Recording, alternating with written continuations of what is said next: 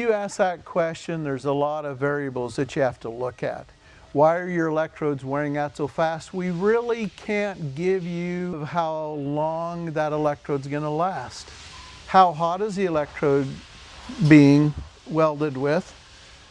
How much force is it coming down? Is it slamming down or using a galvanizer coated material? All of those factors really do make a difference. Usually if you would say an electrode is wearing too fast, the first thing I'm going to look at is how sufficient is your water cooling at the electrode. When you make a weld and the electrode goes back up, you should be able to reach up and feel that electrode cool or cooling off.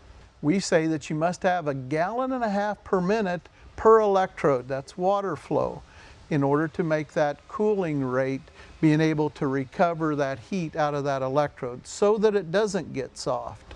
So normally when we say, is it wearing out?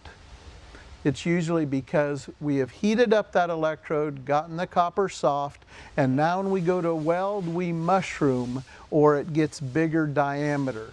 That bigger diameter is what gives us that failed weld, because we're trying to spread the same amount of current over a bigger area, which creates a cold weld or failed weld.